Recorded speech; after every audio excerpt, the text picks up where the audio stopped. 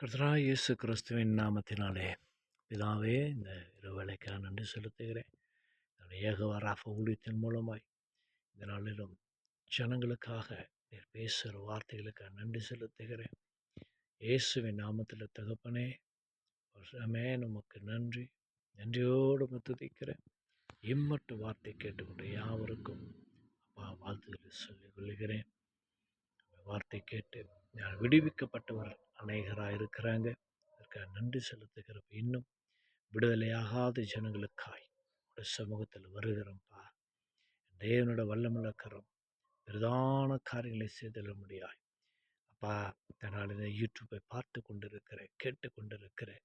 என்னோட வாழ்க்கையில் காணப்படுகிற பிரச்சனைகள், போராட்டங்கள், கண்ணீர், கவலை, துக்கம் எல்லாவற்றையும் நினைத்து என் வாழ்க்கையில் ஒரு மாற்றம் வராதா என்று சொல்லி ஏங்கி தவித்து கொண்டிருக்கிற ஒவ்வொரு நபரையும் இயேசு கிறிஸ்துவின் நாமத்தினாலே அப்பா அவர்கள் நம்முடைய கரத்தில் ஒப்பு கொடுக்கிறேன். வாழ்க்கையில் ஒரு மாற்றம் வரும்படி இயேசுவின் நாமத்தில் ஜெபிக்கிறேன். அவரோட வாழ்க்கையிலே மாற்றத்தை காணக்கூடாதபடிக்கு பின்னிலையிலே கிரியை செய்து கொண்டிருக்கிற எல்லா சத்துருடைய வல்லவனுடைய கிரியையுடைய ஆளுடைய கட்டுகள் இயேசுவின் நாமத்தில் இந்த நாளோட வல்லமையோட அதிகாரத்தை எடுத்து கட்டவிழ்த்து ஜெபிக்கிறோம்ப்பா இயேசுவின் நாமத்தில். இந்த யூடியூப்பை பார்த்து கொண்டிருக்கிற ஒவ்வொரு வாழ்க்கையிலும் மர்மம் காணப்பட்ட எல்லா சகல விதமான கட்டுகளை இயேசுவின் நாமத்தை கட்டவிழ்க்கிறேன். அவர்கள் முன்னேறக்கூடாதபடிக்கு, உயர்ந்து வாழ முடியாதபடிக்கு, நல்ல ஒரு மேன்மையான இடத்திற்கு வரக்கூடாதபடிக்கு மனுஷனால் கட்டப்பட்ட எல்லா கட்டுகளும் இயேசுவின் நாமத்தில் இப்போது கட்டவிழ்க்கப்படுவதாக. தகப்பனே, சத்ருவால் கட்டப்பட்ட எல்லா கட்டுகள் இயேசுவின் கட்டவிழ்க்கப்படுவதாக.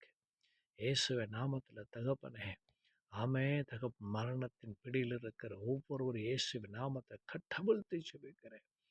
இயேசுவின் நாமத்தில் தகப்பனே, அப்பா இந்த வேலையிலும் என்னோடு கூட ஒரு தேவன் பேச மாட்டாரா என்று சொல்லி தவித்து கொண்டிருக்கிறேன்.